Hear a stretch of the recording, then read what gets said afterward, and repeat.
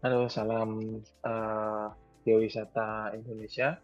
Hari ini saya akan coba membahas terkait dengan apa yang baru-baru saja terjadi, yaitu erupsi di Sulawesi Utara, tepatnya di Gunung Ruang, yang kemudian cukup menggegerkan masyarakat Indonesia, yang berarti bahwa kemudian 22 tahun yang lalu dia terakhir erupsi, yang kemudian hari ini erupsi kembali dan erupsinya juga cukup luar biasa, sehingga hari ini akan saya coba bahas terkait dengan bagaimana mekanisme, bagaimana kemudian terbentuknya gunung ruang yang ada di Sulawesi Utara.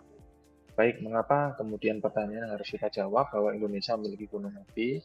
Mulai Sabang dari Merauke ada 127 gunung api aktif yang kemudian terdapat di seluruh Indonesia.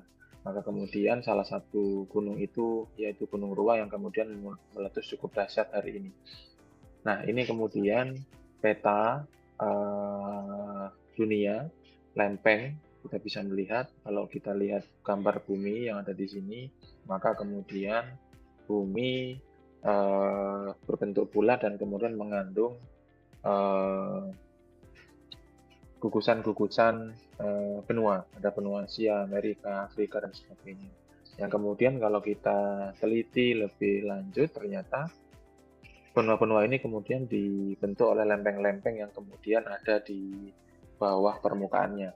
Kita bisa melihat ada lempeng Indo-Australia, Eurasia, kemudian Pasifik, North America, South American Plate, Nazca Plate, dan sebagainya.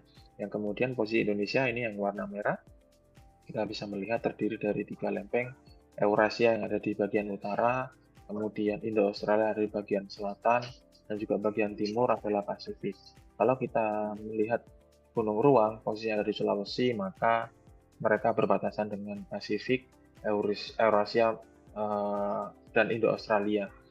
Hari ini kita bisa melihat ketika lempeng itu dilihat dari samping, tidak dari atas seperti ini kalau kita naik pesawat kita bisa melihat dari atas seperti ini kira-kira gugusannya. Tapi kalau kita lihat dari samping, kita potong bumi, maka kita akan melihat lempeng-lempeng ini saling bertumbukan, tumbukan menghasilkan panas, dan panasnya itu maka keluar ke permukaan yang kemudian membentuk pulau-pulau gunung api yang kemudian ada di Indonesia saat ini 127 gunung api aktif.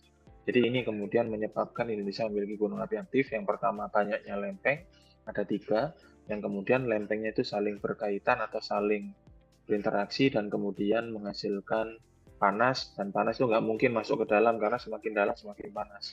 Maka dia mencari ruang-ruang baru di permukaan dan kemudian menghasilkan gugusan gunung api. Ini kemudian peta tektonik di Indonesia kita bisa melihat bahwa kemudian 127 gunung api aktif itu berjajar mulai dari Sabang sampai Merauke. Kita bisa melihat warna merah garis ini adalah garis-garis pertemuan antara lempeng di daerah Sulawesi. Ini kita bisa lihat mereka dekat dengan Filipina, kemudian mereka juga dekat dengan Papua, dan kita bisa melihat jajaran gunung-gunung api. Jika kita temui di Kalimantan, karena di Kalimantan kemudian tidak ada batas lempeng, maka kemudian di Kalimantan tidak ditemukan gunung-gunung api aktif yang kemudian seperti di Jawa, Sumatera, Sulawesi, Nusa Tenggara, Papua, dan sebagainya. Nah, ini kemudian gambaran bagaimana tumbukan lempeng bisa membuat eh, apa namanya gunung-gunung api yang kemudian ada di Indonesia ya. Kita bisa melihat ini lapisan batuan berlapis-lapis, berjenis-jenis yang kemudian mengalami tumbukan lempengnya dan tumbukan menghasilkan panas dan kemudian muncul gunung-gunung api baru di Indonesia. Nah, ini kemudian tektonik lempeng dengan distribusi gunung api di Indonesia. Ini Indonesia yang garis putus-putus kotak yang kemudian menghasilkan major volcanoes of Indonesia, yang kemudian kita bisa melihat ini salah satu adalah Gunung Ruang. Nah, ini Gunung Ruang bisa kita lihat muncul di sini, yang kemudian mungkin kita jarang membahasnya karena tidak erupsi sering Semeru, tidak erupsi sering Merapi, sehingga kita dan kemudian hari ini dia memuntahkan material vulkaniknya yang kemudian membuat geger Sulawesi Utara. Ini kemudian kita bisa melihat eh, apa namanya, bagaimana kemudian Gunung Ruang dilihat dari eh, Google Maps, yang kemudian ada pulau-pulau gunung api di sekitar sini. Kita bisa melihat ada dua gunung api yang kemudian terpisah dan dipisahkan oleh laut atau selat begitu ya, sehingga hari ini kita bisa menemukan Gunung Ruang yang kemudian ada di tengah-tengah lautan begitu kira-kira. Ini kemudian Gunung Ruang yang kemudian cukup indah, kita lihat cukup menarik untuk dijadikan tempat berfoto, tapi ternyata hari ini dia memuntahkan material vulkaniknya dan kemudian membuat warga mengungsi dan kemudian membuat eh, kondisi di sekitar Sulawesi Utara tidak stabil hari ini.